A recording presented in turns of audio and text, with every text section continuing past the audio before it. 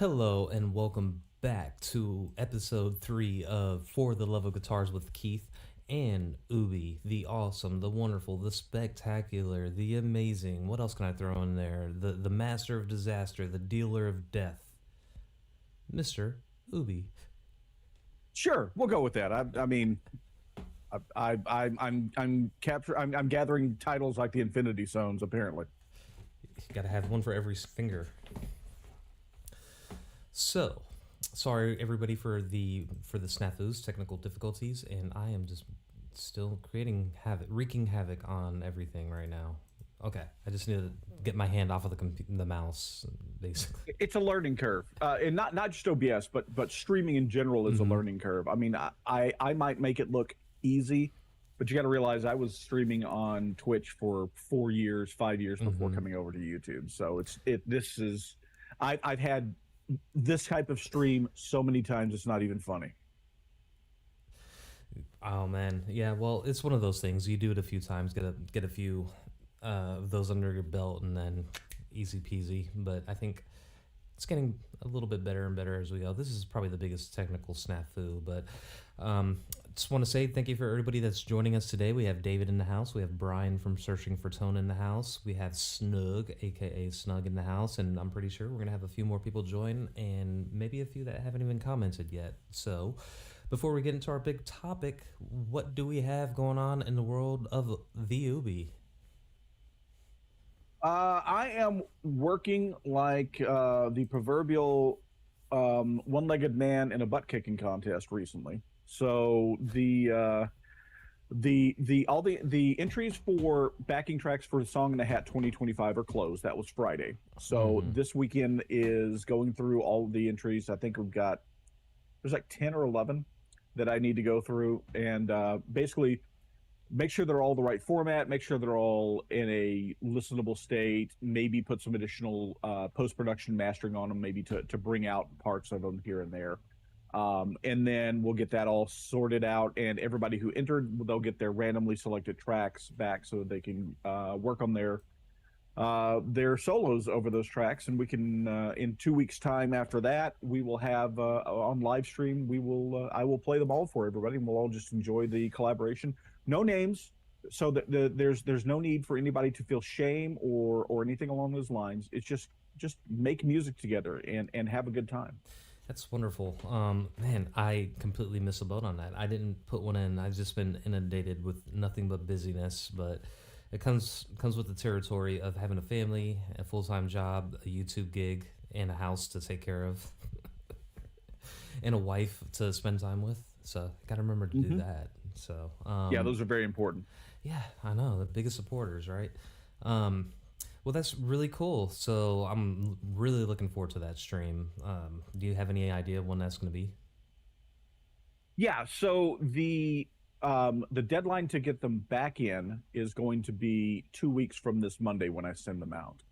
So that would be, let's bring up the old calendar here. So that's going to be, the deadline to get them back is going to be the 30th of June.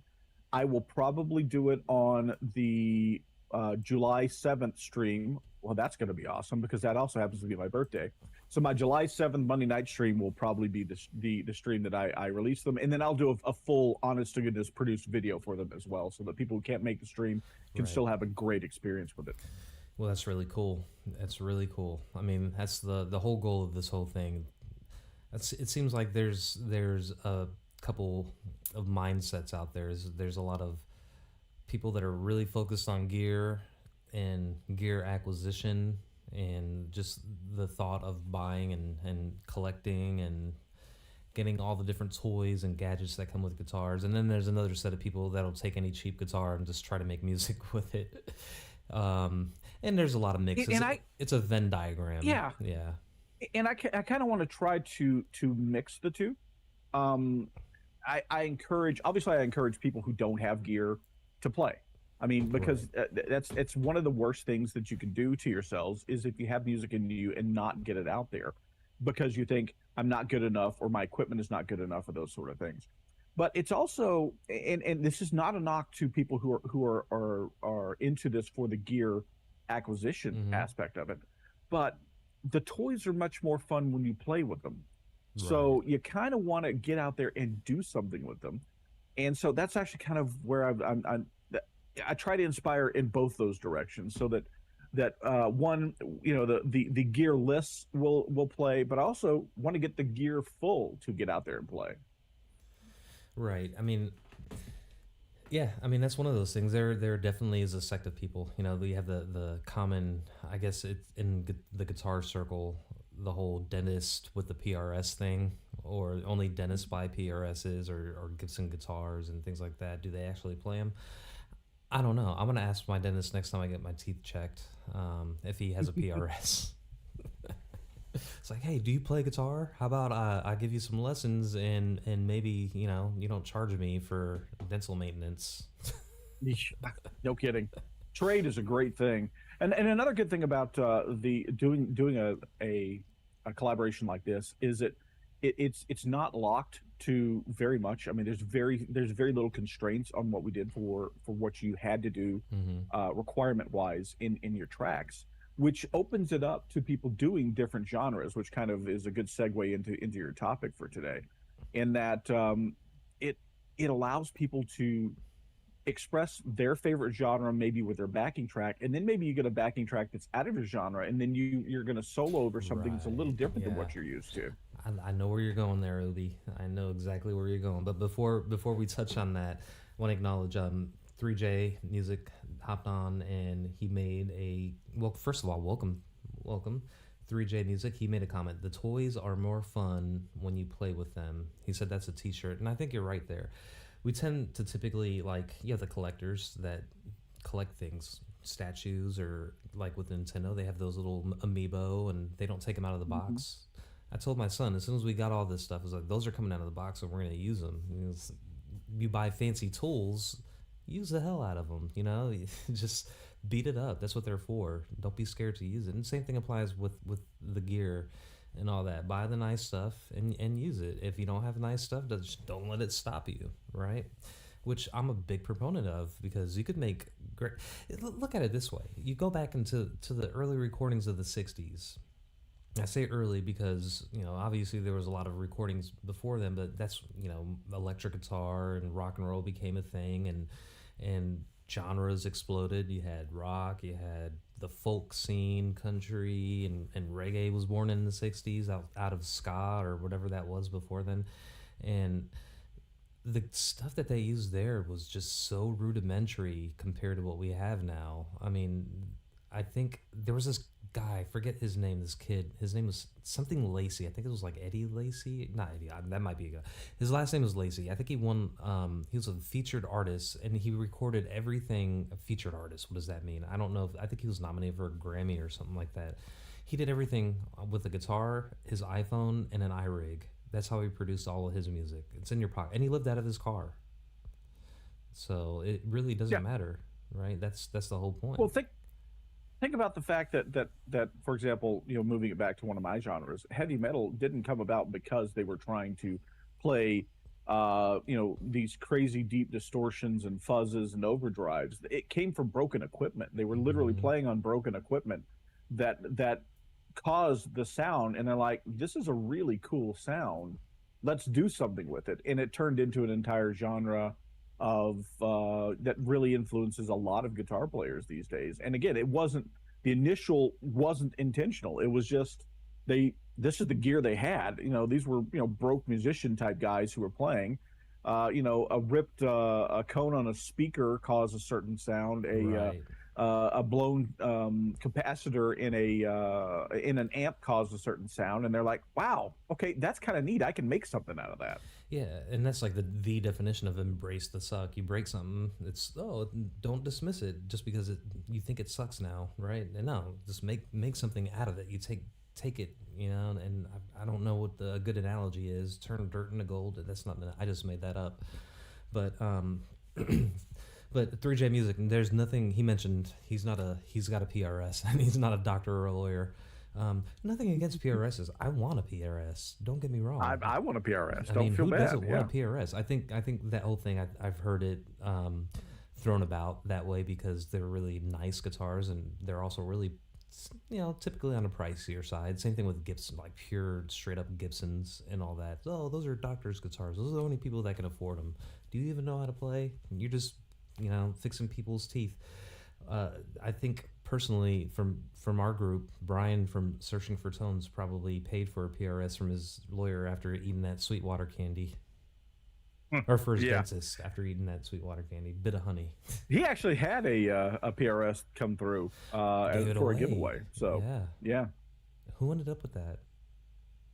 I forget. Wasn't it Jace? Did Jace get the PRS? I thought Jace was the winner on that. Of all the people, why did Jace? He's already got all the. He's got my dream guitar. He's got a D28, which also brings me to another point, and then we can go on to our main topic. Like with the whole play with your toys thing, I saw recently Jace Allen had a video on a guitar stand, right, from the Enya people, and he was like, "Yeah, it's a really nice guitar stand." And I watched the video. It's not a long video, and I just made a comment. Yeah, it's really nice. Kind of big though. And then he just responded, "It's like, yeah, it's more of a stand that you'd want to use as a display piece. If you have a really nice guitar, put it on a nice looking stand. I mean, other than that, it's not really practical. Or maybe for a studio setting or something like that. But play the damn things, right? Put some mileage on it. That's what I say.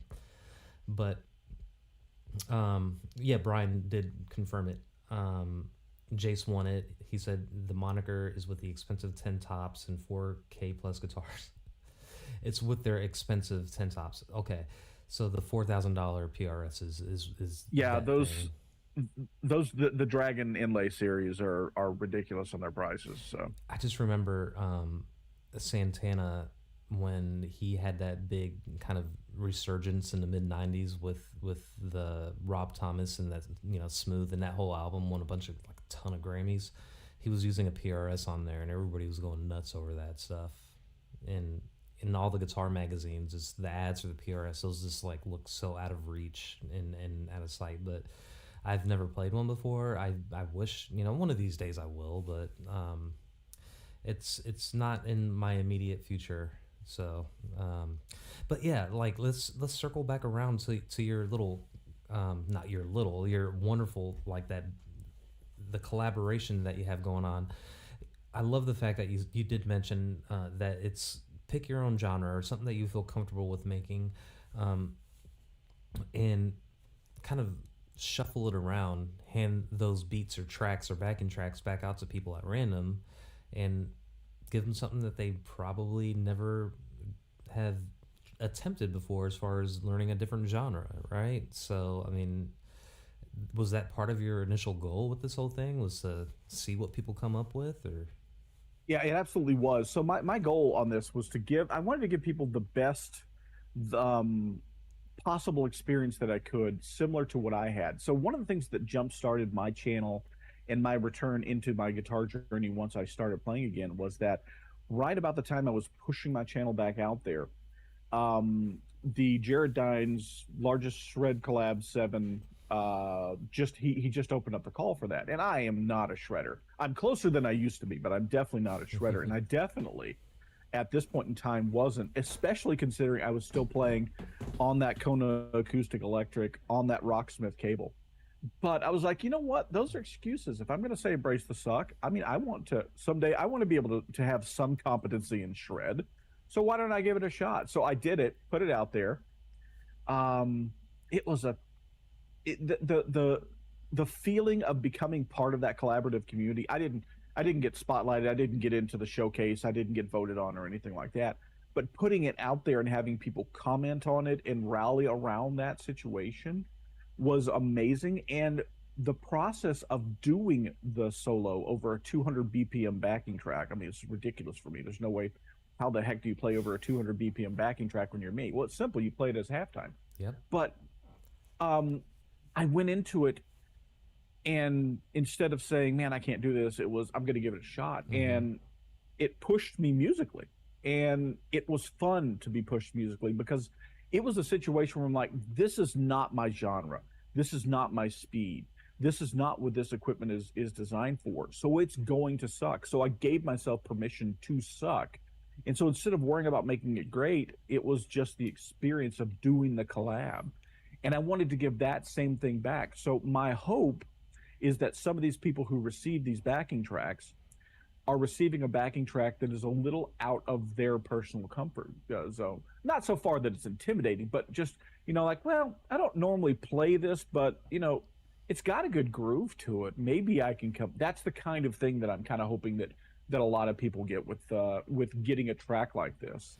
100%. Yeah, I feel you with that. I mean, back in the day, I used to, when I was actually going to the office, we had a gym, and I used to go to the gym quite a bit. And there was these two dudes that were just completely, just perfect athletes, and we would, run. And I'm like, dude, I can't do that. He's like, listen, man, it's freezing outside, but you got to put your body through stressors, right? If you don't put it through stressors and do things that you haven't done before, you're not going to advance. You're not going to get stronger. Same thing applies with music, right? If you don't dabble out a little bit outside of your comfort zone, in your example, the 200 BPM thing, you figured out. Not, you don't have to play 16th notes for that whole thing. You could just cut that in half and play halftime. You could put like a nice little sultry solo over a really big beat, and that kind of juxtaposition, and a lot more often than not, it turns out pretty nice. And you could probably switch between those 16th notes. But I think that's a good, very good idea. I mean, I feel the same way with country music, right? I've never been a huge country music fan ever, really. I mean, I grew up listening to, my dad listened to a lot of Puerto Rican music and a lot of rock. He's a big Rolling Stones fan, but for some reason he liked Ronnie Millsap of all people. And so I just think I have an admiration for Ronnie Millsap. That was the closest I got to country. But the older I got, looking at people like Eddie Rabbitt, I Love a Rainy Night, and even older, you got the good stuff, the Hank Williams and stuff like that, which I really like. But even a lot of the newer country stuff that I hear, those guys could shred, right? And I wish I could play like that. I mean, J-Man, that dude could play the hell out of some country licks. Like, I wish I could play as good as him in that genre. And then we have the Chicken Pickin', they have their own channel. Have you seen those dudes? Yeah. I mean, and I'm a big fan Chicken of. Jam. Well, obviously, Yeah. see, I grew up with two genres. My personal genre, which is the 80s hard rock, hair metal, glam rock scene, and then that was at home on my own radio. But when we were in the car, mom and dad listened to 80 country in the 80s because we were in Dallas at the time. And so 80s classic country is a genre that I absolutely love, even though I can't play it worth a damn. But I'm with you. A lot of what they call bro country these days, your Jason Aldean's, your God, who else? Brad Paisley. Those guys are some serious guitar players. Yeah. On top of playing it in a country style, and I would love to learn their style as well. And it's on my list. I mean, of this mythical free time I've given myself with all the stuff that I do to learn how to play that genre. Never enough time in a day. I mean, I bought these Brad Paisley pickups for my Telecaster, not knowing any Brad Paisley song off the top of my head. I mean, I can't name one. I've seen plenty of videos and interviews where he's just shredding. I'm like, I want to play like that guy. I mean, it's funny. I remember seeing an interview because he's not an old guy, right? He's still relatively young, and he's like, yeah, they're young. And he was saying, or I guess one of the questions was like, did you get any girls in high school by playing country music? He was like, absolutely not. He was like, I was probably the only guy in high school listening and playing country music. But hey, it worked out for him, right? So I wish I could play that like that style. I mean, I'm working on it. That's one of those things. Yeah, Brad Paisley has a couple of songs that I really like, not just because of his guitar work on them. They're stellar and they're outstanding. But he also is a bit of he's a storyteller, which is important in good country music, but he's also a storyteller who understands comedic elements. So his songs, while not parody funny songs, are entertaining in that funny style way. For example, Online is talking about a guy who's a chronically online, basement dwelling fat guy, still lives with his parents type, but it's in a country song. So he's got a lot of really good ones along those lines. If you ever get a chance to sit and listen to some of them, they're just and they're all stories. Again, country is important. The important part of country is the storytelling aspect of the songs. They're generally not your standard pop repeat the same refrain over and over again song. They have a beginning, middle, and end usually. I So thought the they take you on a standard, journey. I thought the standard was your wife leaving you and taking the dog and truck. Isn't that? Even that is still a story. Yeah. Think about it, because and But that's they're actually all. one of the things that they get. I'm just Yeah. kidding. I'm kidding. I'm kidding. No, I mean that's something. I'm actually heading down to St. Petersburg, Florida, in about a month, and Brad Paisley's going to be playing at Clearwater around the same time. So I'm seriously thinking about picking up tickets. I think, oh gosh, I think they're not going to be cheap though, even for the general admission. But it might be worth the trip because I heard that he puts on a hell of a show. I went And to. part of his show is he will just sit there and play guitar Oh my gosh, for a little yeah, while. that's worth it. I think. So it's worth it as a guitarist. Yeah, I mean, look, my wife, she doesn't really jive with the whole modern bro country thing. It's hit or miss here. I was totally against it, but now I'm opening up towards it. Right, I'm not rolling around on country stations, but if I'll hand pick stuff in Spotify that I'd want to listen to. But we went to South Carolina, Myrtle Beach, a couple of years ago, and the only song that they ever played was Kenny Chesney's and these "Get Along." Yeah. Just on repeat. I'm like, oh gosh. Yeah, But that song unfortunately, has there is some that is, yeah. well, that song too also has a story in it too. I mean, It it's it not a bad does, song. but and that's actually what the big knock on a lot of actual country fans with borough country is that they are stories, but they're real predictable stories. Now, if you draw it back to something like, say, what Reba McEntire was doing in the 80s and 90s, Uh huh. lights go out and lights when the lights went out in Georgia is a song about a man who was his sister killed his cheating wife, and the guy took the fall for the sister, Oh wow. and got the death penalty for it. So I mean, it's like intricate stories like that of the time. So yeah, 80s was one of the, and 70s countries also was really good with stories, but 80s I think Yeah. is when they really peaked. When I think about the '70s, like was it Loretta Lynn? Hmm. Huge. I mean, so here's the funny story about Loretta Lynn. I was getting big into buying vinyl back in the aughts, right? 2008 or 9. And every time I ordered vinyl from a company, they'd send an extra record just to get rid of them. So they'd Hmm. send me the one I wanted, but they'll just include another one. One of them Yep. was Loretta Lynn, and I was like, I never heard of her, so I just clean them up, put it on, listen to it. I was like, I like this. This is really good, And then Yep. that kind of opened up that door of that. I think that's like a '70s era.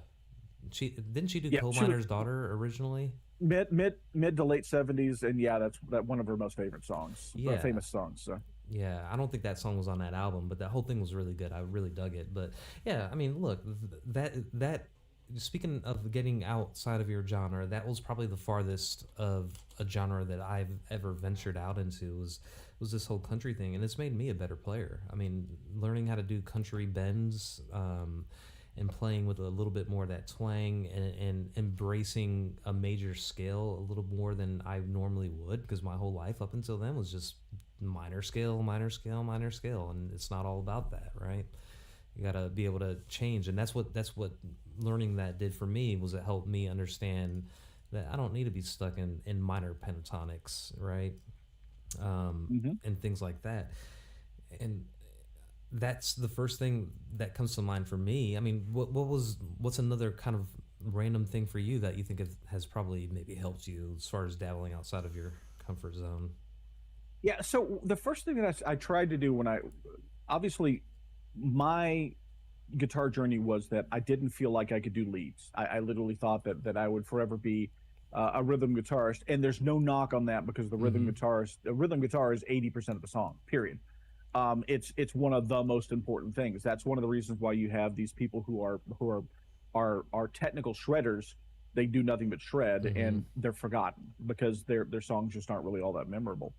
But that was my original thought was that I don't have the finger dexterity, I don't get the speed, I don't get the mind for it. But then I started looking at some stuff over Guitar Mastery, I believe is the channel, and they were talking about some simple ways to come up with licks to help turn your chord progressions into better riffs. Mm-hmm. So something other than just playing a couple of chords, adding just a little bit of a lick here or there to actually turn it into a good riff. And I'm like, okay, well, let's see what they have to say, because this is relevant to my interest of being a rhythm guitarist. And so I did a couple of things, and one of the things he suggested is like, get yourself a backing track and just try to put these licks in place. I'm Mm-hmm. like, okay, let's do that. So that led me down the rabbit hole of starting to play over backing tracks, and then I'm like, well, okay, the licks I'm coming up aren't that great. So how do I write better licks? Which then led me into learning to ways of doing improv over solos, and as a way to come up with licks for building better riffs. So that turned into, okay, so what I should really probably be practicing is doing this improv soloing stuff, because it'll make me a better rhythm guitarist. So I started doing that, and then that's right about the time I started doing the streaming. So I'm like, well, let's stream it. And at first I was only streaming genres that were close to what I was trying to do, Mm-hmm. and it wasn't working because I didn't have the chops to play faster, more upbeat Yeah. stuff. So I'm like, all right, let's find some slower stuff to begin with, which dropped you back into blues and atmospheric and Gilmore, Pink Floyd type tracks, Mm-hmm. and really more expressive stuff. And I started playing over those, and I'm like, okay, all right, I can feel a little bit of this, which I'm like, what I need to do, that's when I was like, you know what? I need to try these other genres. Find the right one for me is what I was like. So I started letting YouTube pick it. So I was letting the YouTube next stuff Mm-hmm. start picking up. So then we would get jazz fusion, we'd get funk, we'd get slow Right. southern rock, we'd get ballads, piano love songs, those sort of things. And I was like, man, I'm learning so much trying to figure out how to play with these tracks than I would be just focusing on my one genre that I wanted to play in. That when I come back to my genre that I want to play in, I'm that much better. I mean, yeah, I 100% agree with you. Like, I mean, even to your first point, like not having the chops and shredder. Like, I've never. I mean, everybody has had it pop through their head. They want to play like Steve Vai and just be Joe Satriani and do all that stuff. I quickly realized that's just not what I want to do. I think for me, it was more of a, you talking about the rhythm guitars. I pride myself, not pride myself. I'd rather be a rhythm guitarist. And if I'm doing anything lead wise, I'd rather mix it in with the rhythm, with the Mhm. whole hybrid type of thing. That's more of what I do rather than just straight up solos. But that's just me, and I think the reason I got into that was just the hybrid style of like the way you listen to like Jimi Hendrix playing Little Wing. He's doing everything. He's doing bass, rhythm, lead at the same time, and that's more what I jive with. But um, for me, as far as like dabbling in other genres, like outside of that, yeah, I mentioned country music. I did recently put out something about reggae. I really love reggae. It's not really hard. Um, or not really hard. It's a lot harder than you would think it is, just because of the timing. It's way harder than you think it Yeah, is. Syncopation is the devil's music, man. it's really not as easy as you'd think with that syncopation, and I don't. They make it sound so good when they're completely in key. But no, I'm not out here to write reggae songs. It's getting me better with timing whenever I have to do that, because I'm thinking in my head, and so timing is a big thing, right? Being able to play with a click or drum and match a groove, which I think playing with a backing track is the closest thing that you can get to actually being able to play on time. Whenever you're just playing by yourself without any kind of metronome or backing track, you're probably all over the place and you don't even realize it. So it's really good to play to a backing track, which that's why I love your streams. It's just straight backing tracks, forces you to stay boom lockstep with everything. So, but no, reggae, not really. I don't write reggae songs or anything like that. I think, I don't know. I think reggae people that write reggae songs should probably be Jamaican and Rastafarian or something like that. I'm not gonna write a reggae song. Um, but I don't know. Like, I've always wanted to get into video game type of music, but I don't know how to do it. Have you ever dabbled into that MIDI type So of? Yeah, so I wonder, when you say, because video game music means something totally different these days, Like because video Nintendo, games have old full like 8-bit. scores. Right, Yeah, but that's what I was about to ask. So you're asking, you're talking about chip tune, yeah, basically, is chip the tunes. That's actual what it would genre they be. call. I have no clue how to do that, but Um, that'd be cool. yeah, it's MIDI based, really, more Yeah. than anything. There are ways that you can actually do it guitar wise. There is a couple of controllers that will convert analog sound Mm-hmm. into a MIDI note, which will allow you to play your guitar Yeah, they make MIDI and convert guitars. it. Yeah, Yeah. Well, I mean, that's a MIDI guitar, but I mean, yeah, you could actually play a regular guitar, and it basically will figure out what frequency you're playing at, convert that into the appropriate MIDI note for the appropriate time with the appropriate velocity, and those sort of things. They're a little on the expensive side, so I haven't been able to play with them myself, but I've seen them in action. They actually use that. It's this. You can use the same technology to sing the notes as well. So if you're the type person who could potentially do it with even with oohs and ahs, or humming, whistling, those sort of things, because all it's doing is just taking your pitch mm-hmm. and converting it to the correct MIDI note. So it's for those people, for those of us who can't play a keyboard, to get MIDI to work. You can use whatever instrument you have to potentially Yeah. get a MIDI track down. See, that's so cool. There's this YouTuber. He gives lessons. His name is Guitar Friend Tim. I would highly suggest everybody look him up. Guitar Friend Tim. He wrote a song that Jason Mraz. He wrote a song for Jason Mraz. Um, it's called Lucky, and he won a Grammy for it. And he's doing YouTube lessons.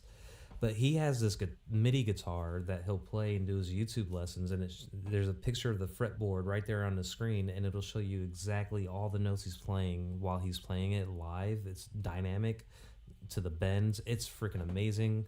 But I think he had to do a lot of customization to kind of get. He made it. I think he programmed it that way, but he uses a MIDI guitar for that. But but yeah, I mean, that it would be cool if something like that came out of the box, but there's a lot of customization involved with what he's doing to display, because it's like an almost ideal type of way to teach on YouTube. But It wouldn't be that difficult, to be honest. If you had, like, for example, that plugin I was talking about that did that automatic conversion for mm-hmm. you, it would then just be run as a MIDI, and you could literally have it show the MIDI output on the screen, just in Yeah, actually physically showing the notes and stuff in the right way. It would take. Don't get me wrong. My not complicated and your not complicated may be two totally different things, because I'm a system architect, and I design. I mm-hmm. write code. That's what I do. But I mean, the in the grand scheme of how long it would take to build something like that, it wouldn't be too terribly long, if you had the stuff in place first. Yeah, I mean, once you check out his channel, you'll see what I'm talking about. Like, he has it on all of them. It's really slick and cool. And I, that'd be. I mean, honestly, dude, like, if you could figure something like that out on more of a budget, because I'm the same as you. I'm not gonna spend money if I don't need it. But that'd be cool to kind of display, because it shows all the notes you're playing. I think people would be kind of interested in that. And maybe yourself, when you're looking at it, you could kind of analyze it like an NFL playbook. So, like, what did I do? Or watching the replay. But Right. I don't know. That's. I mean, that's. I don't really have anything else as far as like dabbling outside. I mean, I don't really play anything other than what I play. Like, I think Jay Salon said it best in his last video. I keep on bringing him up because I've watched a couple of his videos lately. He's like, you have your own guitar fingerprint. And he's like, I thought I could sound better if I got a Taylor. And he bought one. He's like, I sound the same. Then he said, I got my dream guitar, a D28, which is what I want. He's like, it still sounds like me. And he's like, there's nothing wrong with that, though. You just got to embrace it, man. You're just going to sound like who you are. And that's it. But which is fine, right? Everybody has their own unique style. We can't all be the same, or it'd be boring.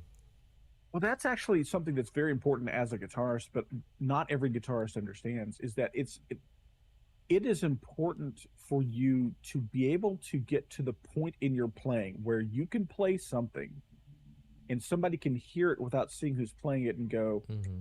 that's Keith. Because we all eventually develop our own styles if you play long enough and you put enough effort into it and you get enough good enough into it. I was one of my best music friends, called a particular way that I would play the minor pentatonic scale as the Ubie pentatonic scale, because I'd throw the second in there with it quite often, and it would give it kind of a kind of that Gilmore atmospheric sound, but it would be played in the way that I would play it, with the way that I play. And he's like, I can instantly tell when it's you playing, because that scale, there's certain phrases you use and certain ways that you put those phrases in there that it makes it you.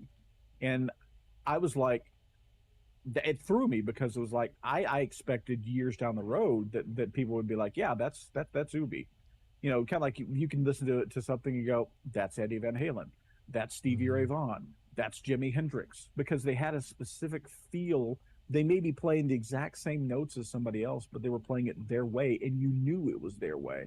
And it's Yeah. something that all of us as guitarists eventually should hit if we put enough effort into it. Yeah, Mountain Man and Timothy just joined. Mountain Man hit it on the nose. He said that's the whole point. Find your own sound, right? You spend your whole, even to this day, there's certain people I want to sound like, right? You spend your whole learning journey with a guitar trying to sound like other people, but then it ends up sounding like you, which is perfectly fine. And it's a lot of a mix between, everybody that you try to sound like. It's your own amalgamation of what it is. And some things that you just brought, like the Ubi scale, you're adding that second into your little riffs there. And look, whenever I hear you play, there's three people that come to mind when you made that comment. You, I could tell it when it's an Ubi solo. I could tell when it's a honey tap solo, because he has definitely his own sound. Cinnamon biscuits, right? Yes, that may be my favorite song of It's his. my I have to agree. but I definitely, I could tell he's got a very unique song, like his style of music. It's really funky is the best way to put it. I love his stuff. Hmm. I'm jealous of him because he gets to play on the beach or near the beach, and so does BCG, I bet. And Ted. Everybody knows the Ted riff. And Ted, yeah, Yeah, I agree. we gotta throw Ted in there. But yeah, man, like that's the own sound. Like when I pick up my acoustic guitar, in my mind, I want to sound like Neil Young, but it doesn't. It sounds like me. But you know, I have no qualms with that. You know. Well, I think that's actually one of the things that for most of us in this day and age, for coming up with your own sound, is we all, if anybody who's serious about playing guitar has been inspired usually by one, but almost always by multiple different guitarists, and you're like, I want to sound like that guy, and that guy, and that guy, Mm-hmm. and that guy. And that's what ends up, you're absolutely right about the amalgamation as what ends up becoming the sound, because it's a combination of trying to achieve four people's sounds who spent their whole life coming up with their sounds. So you can't dedicate that same amount of Yeah. time into it. So you're adding those four sounds together, but those four sounds played imperfectly with the way that you play them. And that's what ends up Mm-hmm. becoming your unique sound. Right. And the people that I choose to sound like are going to be totally different than the people that you choose to sound like, and maybe there is an overlap there, right? But then the people that we learn from or that wanted to emulate, who did Eddie Van Halen try to sound like, right? So you got to add those into the Mhm. mix. I mean, I know. Well, I guess like who did our guitar heroes look up to? Who did Eddie Van Halen look up to? You could answer that for me. Well, Eddie Van Halen was, I know he there, wasn't a huge Jimmy like fan. no, he wasn't. Actually, Eddie Van Halen had some. I believe he had some classic roots that he liked. Some like a lot of classical influence in what he did, Bach, probably. and yeah, and then also quite a bit of that. I'm trying to remember, because Van Halen, before they hit 1984, the stuff that they were doing before that was really that rockabilly 60s rock type stuff that they were kind of doing there. So he had a lot of influences that came from that genre as well. I could, if I went back and looked it up, I could tell you the actual players, but it was that, a little bit of the late 50s, early 60s blues players as Hmm. well. So it's a big group. Yeah, I think a lot of people, famous guitarists, look up to Beck. they consider him one of the best, and a lot of people try to emulate. I don't even know if anybody tries to emulate him as much, but he's a master of his craft, or was a master. I think he passed away a while ago. But then that's interesting. Yeah, Van Halen famously didn't like Jimmy because he liked Jimmy, but he didn't consider him the best because he made mistakes playing live a lot. Right. But I don't know. Jimi Hendrix was he was just a baby. He was so young.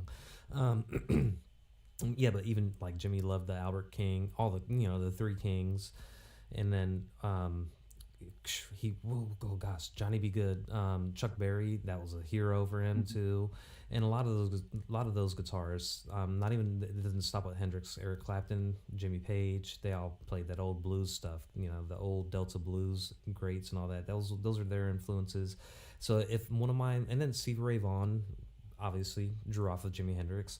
So if you're trying to sound like Stevie Ray Vaughan, does that mean that by proxy you're also a little bit Jimmy, a little bit Albert King, a little bit, that all adds up to it. So you're taking everybody down the line, and that's all adding up to it. It's just going to get even crazier from there. I mean, just imagine the kids now that grew up listening to Jack White. And where did Jack White get his influences from? Yeah. So. Yeah, and it just all continues to go down. And then you have the fact that you have influences, but then everybody who puts any real effort into becoming a guitarist not only carries on the influences that they were influenced by, but then puts their own spin on it, usually putting something new and something fresh and something unique into it. And that's the whole point of the statement I make is you have music that's inside of you, and only you can make that music. It's a fingerprint. It's a fingerprint. For example, because like I said, you and I might say, hey, let's both record a cover of "Life by the Drop" by Stevie Ray Vaughan. Let's just throw that out there. It's a hard song to play. We'll both play it, and it's a deceptively hard song to play. It's one of the few of his that I ever learned. It seems like it'd be easy to play, but yeah. But I might make it easier for me to play, so I might drop out some of what Stevie does in there. But in order to make up for it, I might throw in a little bit of my own work into it, so that mine may sound less like Stevie's original recording, whereas you may try harder to get closer to his original recording, but you're still going to put Keith into it. So we could both record the song, and even just cheat, or not really cheat, but just as an experiment to keep variables controlled, use his vocals over the top of it. So not even us trying to sing over it, so that we have a solid comparison, and we can look at both of them and we would be like, these two songs are covers of that song, yet they're totally different. Yeah, it's crazy. Like, I write songs a lot, and even back in the day when I was in a band and demoing songs, or they would make a statement, that's definitely a Keith song. I don't know what that meant. I knew what it meant. I write a specific type of song, I guess. It's just inherent. That's just what comes out. Sometimes I don't like it, but sometimes I do. But but think about it. Expand that to a different artist. Well, that's a Motley Crue song. Yeah, you're right. Would you say that's a bad thing to say about that? No. I didn't take it as a bad thing. It was like, it's definitely a Keith song, but I guess the point I was trying to make is some Keith songs are like, why did I make this? But sometimes you just got to let the thought go through. You're like, let me finish it, record it, and then burn it. Right, get it out of my system. But yeah, it's just one of those things. Man, guitar is so freaking fun. Like, that's the whole point. That's why we're all here, right? It's just so fun just to even talk about it, and thinking about this, making music, and delving out of your genres and fingerprints and all that. I don't know. I mean, you want to put a pin in that one, or what's the best turn of phrase? Let's talk about something else before we end the stream. Pivot over to something else there. Yeah. I mean, I feel like we probably got to the end of that particular topic. So what about Keith? What does Keith have coming up? What do I have coming up? So Tomorrow I have another video dropping where, so yeah, this is good, about Guthrie Trap. Are you familiar with him? So he is, I put out a video not last week, the week before, about Guthrie Trap and kind of breaking down one of his lessons. And that video got a lot of likes because I have a theory on it, which is probably true. A lot of people respect and love the guy because he is, as a guitar player, I've never met him in person. Seems like a nice enough fella, but they watch his videos and he tries to teach in his videos, but he's so good and goes so fast nobody could keep up. People in the comments probably think they can keep up and probably say that, but there's no way in hell that the people in those comments on those videos know exactly what he's doing at all times. I don't think so. That guy Right. is too. Maybe there are a few people that see it that way. I mean, I've been playing guitar for a pretty long time, and I have to slow his stuff down. He's just on a different level. I'll never be on that level. A lot of people won't. But the video I put out, I took a little snippet and broke it down and made it digestible. And I got a lot of positive feedback for that, more than you would think. People were saying, I need more of these, what are they called? Dissections or re-explaining of his stuff, because they say that 30 seconds into his videos they get lost, but they still watch it because the guy tells a story at the beginning and it's fun to see his journey, and then he'll teach you something really quick, but it's so fast that you can't. It's like Rick Beato is like, here's how you play all the modes. You got it? Now practice it. Exactly.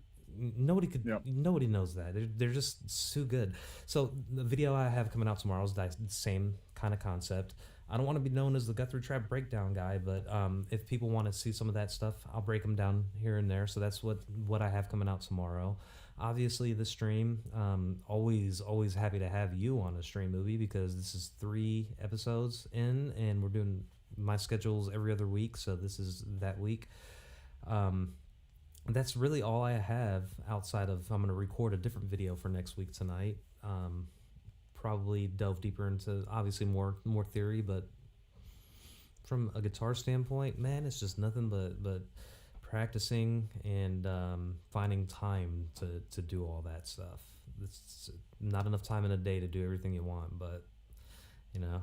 Yeah, I think this week the only time I played was on stream. Yeah. Other than a couple of nights right before the wife went to bed that I had a chance to pick the guitar up and actually play a little bit. So this week was real rough for me trying to get any music done either. And that's actually one of the struggles is finding time to play, especially when it's not your job. Like, for example, if you're not a primarily gigging professional musician, then finding time has to be fit in with the rest of your world. With everything, it has to be fit in with for me, a full-time job, a family, a house to maintain, a wife to spend time with, just video games, which I could easily cut that out, but come on, man. I like to have fun every now and then, and not to say the guitar isn't, but you got to switch things up. I don't know. I get this kind of guilt if I don't pick up my guitar at least once a day, even if I strum a chord, and that's why I kind of dread going on vacation, because I can't bring my guitar with me everywhere I go, and I really don't want to, because that's a time away from home and spend time with family type of thing. Do you ever feel that too if you don't play guitar? Yeah, quite often, especially with it. I specifically have them sitting right next to my desk. You can see them, some of them right behind me, and that's there so that I will pick it. It's there so that I will pick it up and play it when I have a few moments, just a few minutes here or there. Pick it up and play a little bit. And for the longest time, that was between rounds, because I also play. I also game as well. I have a dedicated group that I've been playing PUBG with for forever. We play daily at kind of a set time for about an hour and a half to 2 hours. And for the longest time, that was actually my only social interaction. That's why that was, blocked off for it. But in between rounds and I would have a guitar in my lap and playing. And I haven't been doing that recently, and I need to force myself to get back to that. But the reason why I kind of stopped for that is because for a while there, I was playing 4 or 5 hours a day between the streaming stuff, getting videos Mm-hmm. and stuff done and those sort of things. So it was one of those situations where I need a break from it. But now it's the opposite: is that I haven't been playing enough, and yeah, there's a guilt factor for sure Yeah. for not actually picking up and playing intentionally with the thought of I'm just playing to play for myself, which I haven't been Yeah. doing a lot of that recently. Yeah. I think I got a couple points there. Like, it's I got this like nagging feeling in the back of my head. If I don't pick up a guitar for a day, that I'm just gonna my skill is just gonna decrease by an exponential amount every day that I don't play, which is not true. That's just my mind playing No, tricks on me. I mean, I think it's actually probably healthy to take a break every now and then. Obviously, it'd be nice to play for a few hours a day, but that's a very easy way to get better, and it's a very easy way to develop really bad habits, because you could practice the same thing incorrectly for 4 hours and that'll be ingrained in your head forever. So you got to be really careful with that stuff. Then you got, the stories of Steve Vai playing for 18 hours a day for years, and that's how he got so good. Sure, you give me a basketball goal and a basketball and say you do nothing for 2 years but shoot free throws. I guarantee you by the end of that 2 years I'll be 100%. I'll be 99 for 100. But we don't have that time. I think for me, if I don't pick up the guitar, yeah, I feel guilty, and that's gonna happen when I go on vacation. I might find a guitar store or something. Maybe I'll say hi to Chris while I'm down there in St. Petersburg. But um, there's a lot of folks from our community down in Florida, yeah, so you should have no trouble finding somebody down there. yeah, For example, Sean and Kathy Scarlet Guitars down in Florida. Honey Tap is down Um, there. Honey's in Florida. Oh yeah, Tap's down in Florida. Roy's down in Florida. I There's didn't know lots that. of folks who are down in Florida. Oh yeah, and So Fret Not, right? Aren't they in Florida? aren't they? I think they're down in Florida too, aren't they? I think so. Florida or somewhere near Alabama, Florida, either probably in. It's. Alabama or Georgia or I something think like they're near that. Yeah. Pensacola area. I don't know where, but it's somewhere around those parts. But I need to do a tour actually is what at this point, because I've got all these folks who are like, you need to come over and play. I'm like, okay. I mean, I'm going back to Texas at some point in this summer, so I'm going to sit down with Ted at some point, because Ted apparently lives close to or in one of my old neighborhoods. So it's funny. I have a song that I wrote, and it mentions Dallas in particular. I mean, I've driven through Dallas, haven't been there. It's just one of those songs that I wrote, and I was like, yeah, Dallas will fit good in these lyrics. Um, uh, so, gosh, well, I was thinking something. I completely forgot where my train of thought was going. we were talking about being feeling guilty about not playing. So Yeah, feeling guilty about not playing. I don't know. Maybe I said what I needed to say there. I mean, I do feel guilty if I don't play, but yeah. Oh yeah, this is where I was getting at. Like the lessons. That's what I kind of do on my channel is lessons and all that. I think me doing that. There's a hole, and I guess we could end on this kind of little topic here because we're right at 1 o'clock. But it's helped me learn a lot as well. Like teaching theory is forcing yourself to, if even if you already have an understanding of it, is forcing yourself to reinforce that understanding, making sure you're teaching it right, because you can't be a fret off when you're showing diagrams. You can't be a dot off, or you'll get blasted for it. Crossing your eye, or crossing your eyes, dotting your I's, crossing that's your exactly T's. what you're trying to do. Yeah, Yes. I'm gonna cross my I's and dot my T's. Um, but yeah, it helps you learn. Like when I was in school teaching other kids stuff, like let's say in math class, I'm not a math wizard. I don't know. This is just a pure example. When I was teaching them stuff that I knew in school, I learned a lot by teaching. It makes you remember things a little bit better, at least for me. You just, like when you're looking at stuff with computers with OBS, being able to simplify things down for me. Okay, you need to do this input output, this that in OBS. That's just like drilling that even further in your brain. Obviously, you had the 4 years of Yeah. experience or the years of experience doing it, but teaching it helps. So that's what I get. That's what I get out of doing the videos. But at the same time, playing the guitar, there's not as much satisfaction practicing scales and practicing sevenths. Basically practice when it's non-musical practice. When it's non-musical practice, when you're just practicing skills or this or that, that is not. It's good. It's beneficial, but is it musical? No. Is it fun? Yeah, to me it's fun, but does it get you anywhere? In the end, you want to be able to play Yeah. music, right? So that's kind of the rabbit hole I get in with this whole thing. Even if I do pick up the guitar, it's like, okay, am I going to sit here and play a song and sing, or am I going to sit here and run the C major arpeggios up and down in each cage shape just to see if I can memorize it? You know, what's going to benefit me more? I don't know, but I don't know. It's a very it's fun. It's a limitless thing that we have in our hands here every week. So, um, any closing thoughts before we end today's stream? Um, just, I mean, circling back to our original topic, there is be open Mm-hmm. to at least exploring other genres. Even if you don't think that you would ever want that to be a primary genre, you will learn either A, why it's not your primary genre, or B, something useful to use in your primary genre, or maybe C, it might be a genre you want to play in. So don't Exactly. shy away from any of them. I mean, heck, I put a rap video out on my channel. So don't shy Yeah, away yeah. from any music. Yep, 100%. I mean, look, whenever I set out to play guitars, I wanted to be like a Jimmy. I wore that on my sleeve, obviously. I wanted to be like Jimi Hendrix, I want to make Jimi Hendrix type music and all that. And that devolved into me playing folk music on a guitar, on an acoustic guitar. That's my primary way. Did I seek out to do that when I first picked up guitar? No. Is that where I am, and is that where I feel comfortable with, and is that what I love the most to create? Yeah, it is. So seeking out and branching out is definitely worth it if it makes you a better player and a better artist. Because we're all artists. I like to not throw it out loosely, because we are. You make music, you're an artist. If you write poetry, you're a poet. You know. So all right, well, I think that about wraps up today's stream.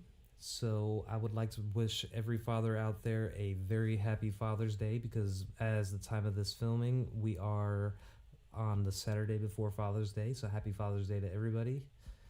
And thank you, David, Brian, 3J Music, TSA, Time Surfing Alien, Mountain Man, Timothy Baby Boy Mulligan, for joining us today, and anybody that snuck in and snuck out.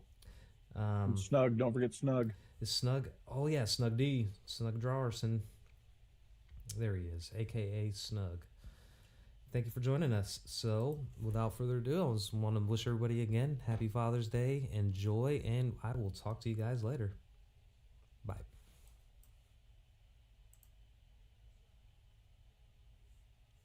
Good to go. Make sure to hit the end stream on YouTube also. I only did it.